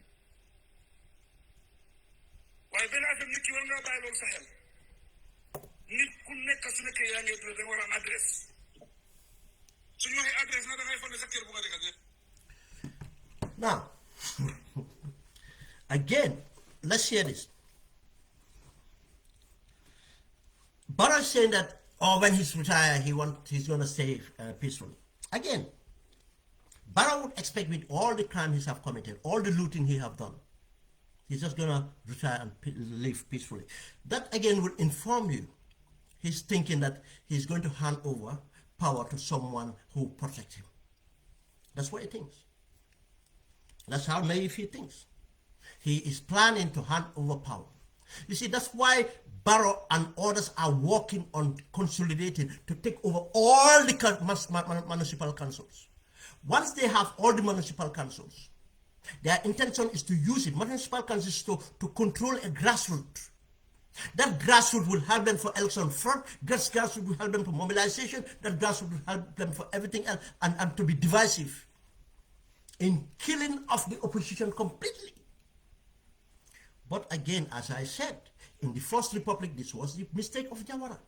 When you kill off the opposition, when you kill off civil society, when you kill off these things, what happened is you are avoiding a peaceful transfer of power. When you do that, you are making your government to be complacent, thinking that we are here, I mean, we can do whatever we want, we will not be prosecuted, we will not do this, we will not do this. There's no accountability. And and it's not sustainable. And people would have only two options: come out in the streets and force you to throw it out. Sri Lanka is an example. Let me give you an example of Sri Lanka. Sri Lanka is about the Tamil, and the Tamil we are seen as the opposition. Now the other two major groups, the single and the this thing, they control power, and the Tamil we are seen as the problem. Now they defeated the Tamils, brutalized them, defeat them. And they thought now they are comfortable. Now they started transferring power from a brother to a cousin and so on. Corruption and so on. Projects, they went and borrowed China, build airports, build this thing, or development, and fool the people. Bad policies. But when people become really tired, the army would not have this thing because they control the army. They control everything. Guess what? The people came out. The army cannot stop the people. They ransack until they throw the president out to flee. That's what will happen. That's why we need democracy, where we try to create a level playing field, the opposition to thrive, civil society to thrive, in order to hold you accountable, hold the system accountable, every people to be held accountable, and we live in peace, stability, and progress. This is what should happen. But they are doing everything in this to control. That's why Barrow would think that he can do everything and live with it. Still do anything, commit crimes. I'll tell you, there are human rights abuses that Barrow can be distinct for, because he have came out and took responsibility for that. And if we continue, there will be more. The more people resist, the more the police will be heavy-handed. The paramilitary will be heavy-handed. Well, the more you challenge them. Now, that's why we have to think. He's thinking of retiring.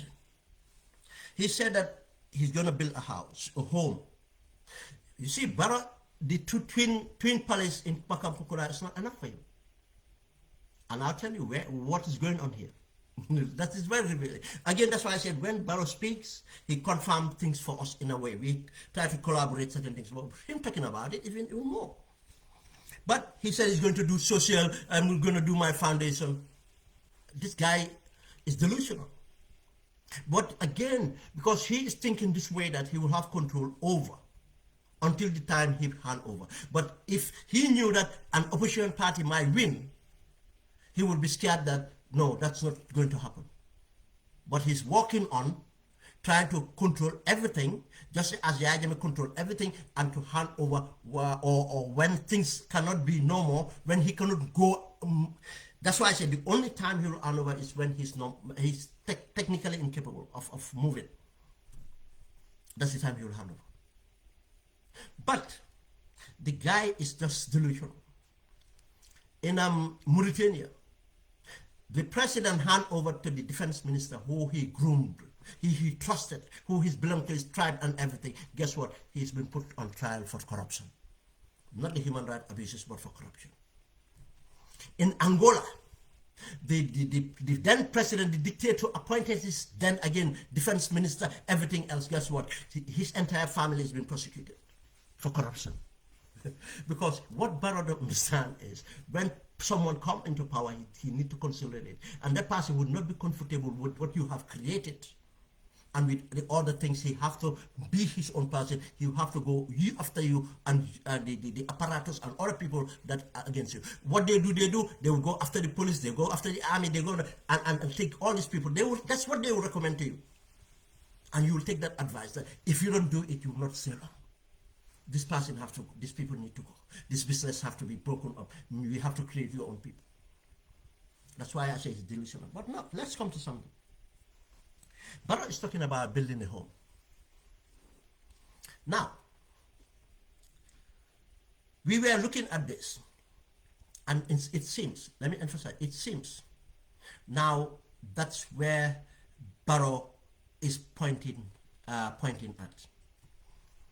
Around Jawara's residence in Atlantic Road, there's an area that was under the British Council. You know, the entire length of that area was part of the British Council, controlled by the British. There's an area, some part of that area, part of that land is inhabited by, how to put this? I just put it this way. They're habited by people, some Jolas. They're habited by some Jolas. I don't want to say that, but this is, but those are some of them are old. They are old structures anyway. I think some of them are even, this killing thing. They were this killing thing. The domestic servants and others used to live in these premises, quarters. It's like quarters for domestic servants. But there's vast land towards the Atlantic. Vast land towards the Atlantic. We had reports that Barrow has repossessed this when it was handed over by the British Council. And if I continue this thing, I think Barrow will be saying that he's thinking of how to build this land. It's a vast land, and apparently part of that land was cut and given to a Senegalese businessman. Now, Gambians should ask, how did Barrow obtain that land? Why it is transferred to him? 2, Gambians should ask, who is this Senegalese businessman or Senegalese national? And is Barrow expecting the kickback or the sale of the portion given to the Senegalese, allocated to Senegalese, to build this land? Is Barrow planning to move to this place? This is what we should think of. He has said it. He's not thinking of Makamokunda. He has twin palace in Makamokunda. That's not enough. He has built an infrastructure around that. That's not enough. He's not planning to retire in Makamokunda, but he's planning to retire somewhere. And what that confirmed to us is what we knew before, that this land was in dispute. And part of the land, in fact, encroached to part of a land that I think one of the Catholic dioceses, the Catholic diocese have, something like encourages. Because I was talking to someone, he mistaken, there's a seminary. There's a seminary in the same area. It's not the seminary itself, but there's a land part of the seminary or extension of the seminary that is part of this land. When the British handed, I think the government took part of that land. This is what Barrow is talking about. This is what Barrow is talking about. Now, Gambians should see and understand how this person thinks. All these things they're doing, the millions they're pumping to win elections and everything, is for total consolidation. And then to entrench himself. He's talking about, oh, Jammeh. Remember, Jammeh said the same thing. I'm not, but Jawala nyona fi yaga fi, ki nyona yaga fi, duma fi yaga. But later part, when he went and secured himself, he said he's going to be here for a billion years. And if I tell you that Barrow, down the line, if he feels better, if he feels fit, if he thinks he's holding on to things, he might not turn out to say, my son is going to inherit me. You think he will not think about that? Especially if what is happening in Senegal have prevailed. That's why Macky Sall to be kicked out of Senegal is an interest to Gambia. So that, they will respect the people. This is what their plan is. Let me just play the rest of it.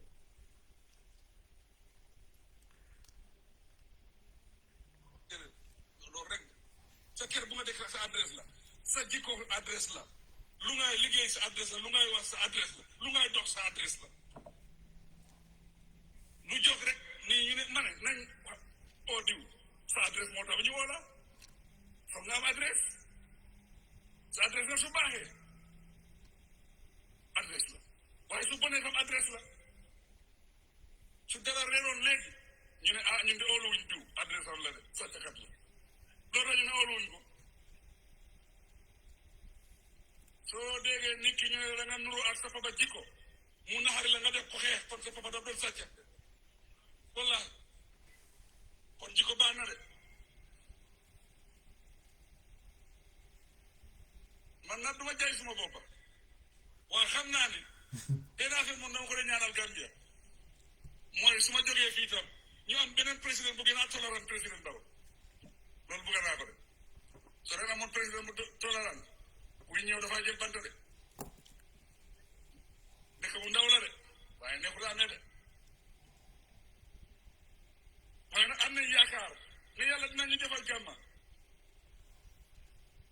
aduna bi. You know, this guy is delusional. But again, I said he knows his audience. That's why we need to educate our people more. Gambians, educated Gambians even are falling for this thing. Oh, yeah, Barrow wants to leave power. Yeah, this. They're falling for it. Forgetting just this short history. It's the same person who lied about 3 years. Lied about a lot of other things. Imagine, this guy is saying that he is humble, he's tolerant, he is this, he Dikobuba, and so on. That's a lie. We know you are a thief. We know that you are a thief. We know that you don't tell the truth. Everything that you said negative is you. And you think people believe. But you see, Jammeh used to do the same thing. Jammeh will be talking to people that he knows that what he's saying is a lie, and he knows that people listening to it is a lie. But after Jammeh believes that any lie he said, people are believing it. Not understanding that there are many reasons those people would not believe it. Because people, they fear for their interests and other things. Some people are fearing for their lives. But they know that you are lying. Those people know that Barrow lies. And because many things. They know that he's a thief. They know that he's not a good character. He disrespects him. People he has with, he disrespects them. He disrespects elders. And tolerant. The same person who talk about maltreating Gambians. I mean praising the PIU for maltreating Gambians. Tolerant. The same person, whatever that got gathered in there, he has proved that he's not tolerant. He's constantly going against people that talks against him. He goes constantly against. No. How can he be tolerant? And saying that he's praying for Gambians to have a leader who is more tolerant. It's not something to pray for. It's something to to hold him accountable for. And I tell you, any other person that comes will have it even more difficult. That's what happens. If he could have done it, he would have. What tolerance? How many times did he lash out against critics? How many times did he come out and lash out against critics? What tolerance does he have? Let's listen. yëpp moo métti waaye soo ko xaymaay si ñu nga xam ne ñoo ñu jegeen fii wala ñu sori sax Gambia tey lu ñu xam ne dunda la waaye bagage fii la gën a yombe te si dëkk yu nga xam ne dañu respect démocratie respect human rights suñ scorecard bi dem na ba 80% si media tolerance ñu ngi nekkoon 146 ñëw nañ ba 90% lañ jot ñëw foofu soo gisee ñu am Millennium Trade Corporation bi America recognize ni tànnañ ci dëkk yu nga xam ne dëkk yu am démocratie ñu war a dimbale Gambie ñu tànn ko si my friend dafa am lu yow de te loolu lépp si suma njiital ak suma nguur gi loolu yëpp si la am waaye nag man ni dama sant yàlla bu baax lu nga xam ne dama wax ne dama ko bugg a def yàlla dafa ma ne dimbale suma projet yu bari ñu ngi fii nit ñi foogoon nañ ñoo ma ko mën a def bu maa door Banjul coow bi bari woon na lool Again, listen to Barrow. You see, this is the problem with a lot of African leaders, not only Barrow, or African technocrats. They take all these praises or assessment that comes from this international community as a reality, which is a lie. Ghana and every other country that were under World Bank or IMF supervision, they failed. And go and look at the scorecards they've been given on development and everything else. They failed. They're not in desperation. It's a way and mechanism of control.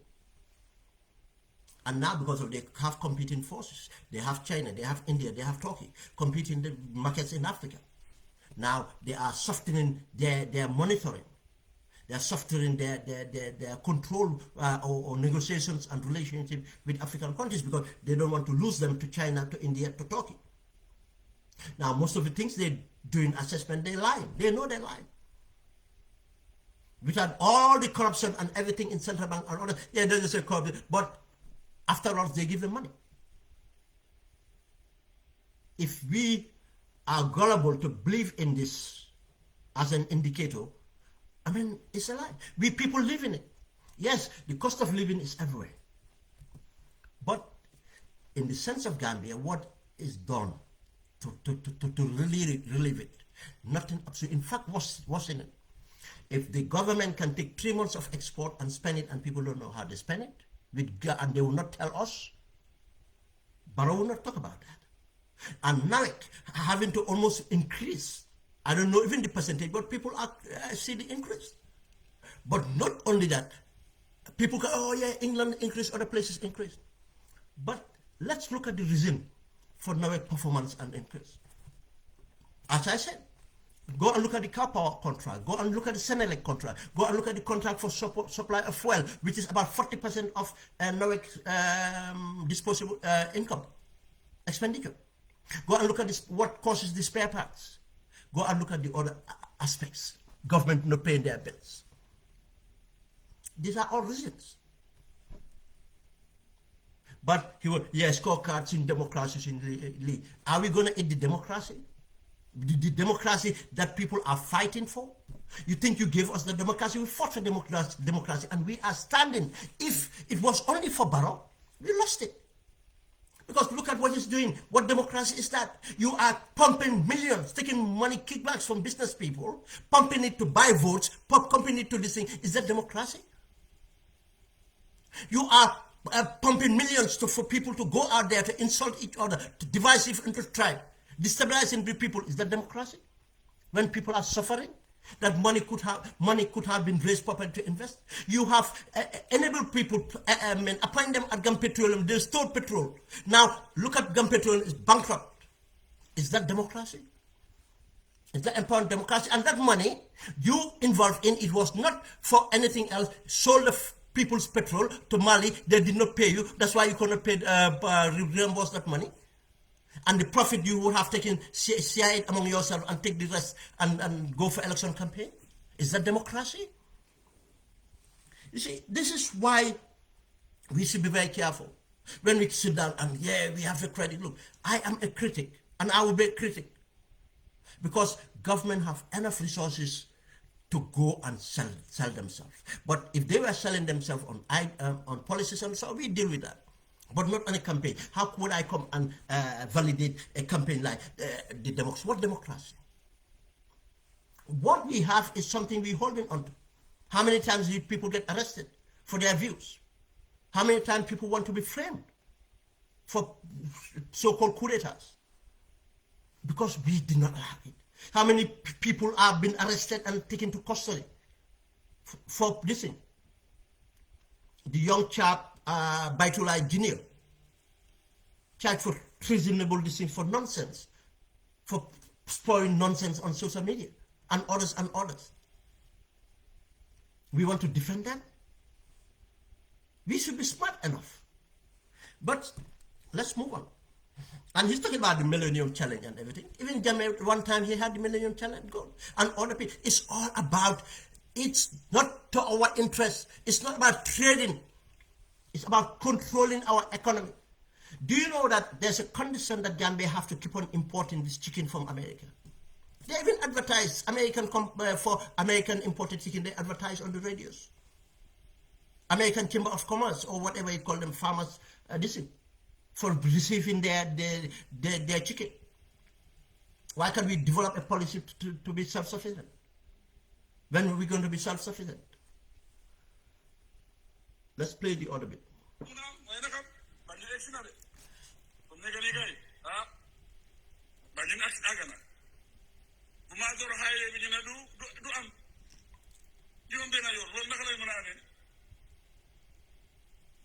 yoon si kaw yoon si suuf ñu ne du ma am buñ dooree am na suma benn xarit bu ñëw si man buñ dooree rek fi ko ñu ngi natta ñu ngi door di liggéey mu ne ma am na ñu ñëw si man ñu ne yoon bi ñeneen la nekk du juróom benn te du am si kaw ma ne ko ñan ngay waxtaanal mu wax ma ñu ma waxtaanal ma ne ko ñoom suma opposition lañ ñoom li ñu wax lu baax ma ne ko waaye léegi lu may def mooy man maa la wax ne juróom benn yoon lay nekk te dafay am si kaw yow dama toog rek nga xaar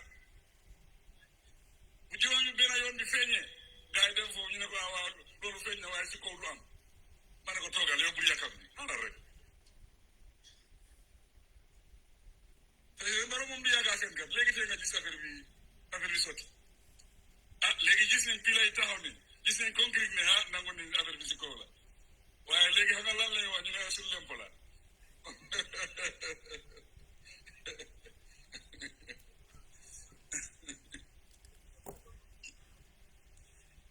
waaye kontaan nañ lool. Again, you see, what Barrow is doing is he knows the audience he's talking to. Now, let's look at this. Barrow is still trying to sell to people that Banjul project is a success or is beneficial to Gambians. The former Director General of the National Audit Office, Karamba Ture, said it. The Banjul project is a cash cow for Hadim Gay and Barrow. You think Barrow loved Hadim Guy and just to give him an endless project to make millions, starting from 30, 50 million, God knows how many $1 million, and for concrete mixer and nonsense for how long? Now the project, everything about the project component is false. Is that even worth how many millions would it worth? Who benefited from this? Him. But he's still trying to sell it as something. Because of most of the time, we don't have a proactive opposition that would go and articulate this properly to the people. This is what is needed to articulate to the people properly. This is what Barrow is doing here. Now, Barrow is talking about the OIC roads, but you see that he did not use the word OIC. He knows what he did. Barrow did not come out to tell Gambians still why did we fail to host the OIC. Why? Hosting the OIC, the projects would have been finished. But because of the corruption and incompetence, we failed to host the OIC. Now the projects are far more delayed. Did they still tell you when the project is going to finish? What are the constraints with the project? It's corruption. Did he tell you about a company called Gambisara? A company that have never built a road, never maintenance a road, never did any building? A company that someone related to him or related mean friendship or business contacts, who was a vendor selling things to government, money to form a company, and we all know that because of Barrow have interest in that company, was given a slot, part of the contracts, with a company called Pitford from Sierra Leone. The Pitford guy paid $50,000 for that slot towards an election, president election campaign. And these are the reasons that caused the delay, and in fact, probably we might cost us more. We might go and look for more money, probably, because the Bullfoot side, I think that is the Bullfoot side that Pitford and Gambisara were meant to do. Either they will not do it properly, not deliver it properly for the money, the amount of money spent for this. Yes, people are right to say that these are money borrowed and grants given to the Gambia. It's not like the government went out there, created policies, generated income, these things. No. It's quite simple transaction of negotiating this thing, and it was for the OIC conference. It did not happen. Where's the hotel? It did not happen. Why is he not telling us the hotel? OIC hotel? It's not happening. That's corruption. That's why, again, he benefited from. Now, you see, for a president to say certain things will just tell you something. Someone came to you. What a useless person you would be. Come and tell, wow, I'm tree. This is like Kampekai. What they do in Kampekai, when people sit in the corner of streets, drink the attire and the sugar get to their head, and they start telling yeah, I cannot do 6, I cannot do this. You want to tell us that the project will be designed and everything will be done. And why the president, what have you to do with that? The technocrats and everything to stand up to do this and design and everything showed, and it will be doubtful. If that's something doubtful about it, then tells a lot about the people lack of confidence in your government, because you have said many things that you did not do or you did not deliver properly. And these things, if they are meant to be delivered, was meant to be delivered yesterday, and the delay is happening right now. And we are in end of April. We are almost getting to the end of April. By end of May or early June, rains might start again. And most of these roads are dug. In Carnifin, dug in other places. The gutters are not going anywhere. Some of the gutters are dug, started in here, they started here, they started there. Because so many companies are giving different components of the business, of the projects. And some companies are not delivering because of what they don't have the capacity to deliver. Some of them have spent money in kickbacks. Some of them, the projects have delayed and delaying a contract. Because last year, remember when some companies did the mobilization, brought up the, because most companies, they don't own these machines. They have to lease them. Some of these machines, they don't have to buy it. They have to lease it for a contract. Because they don't want to buy it and they will not use it. Now, if they brought it to the Gambia and stationed, they did not do work for 3 months. The rainy season, they could not do anything effective. They were just salvaging stuff that goes to it in their distance because the government want them to start them. It was not the right time to start. They know that, the engineers know that they cannot start a road construction in the middle of the rains. But because of the police, the government, they have to do that. Then Barrow to come out to try to make this out of something else. It's sad. Because of what? Barrow would know that he's not telling the truth. And Barrow at the beginning might even feel that the people I'm talking to know about these things. But later, Barrow is convinced now these people believe in what I am saying. That's what process Yaya Jammeh went to. Yaya Jammeh stood there lying about when Sana Sabali and others came to attack him, I did this, I did that. When he was saying it, people standing there were part of it. They know that it's a lie. Jammeh looking at their eyes, but believe that this is a fact now. Now that's what happened to Barrow. He's believing that this thing stories he's talking about are facts. Well, dafa amoon ku ñëwoon si man, dafa amoon ku ñëwoon si man. Nek duñ ko mën a def, mu demaat ñëwaat, duñ ko mën a def, demaat ñëwaat. What sort of president are you? Someone will come into you, oh, the roads cannot be 6, or they are 6 now. Oh, the road cannot be built over, they are built over now. Oh, the roads, that's the president you are? That's what you entertain? That's what you entertain?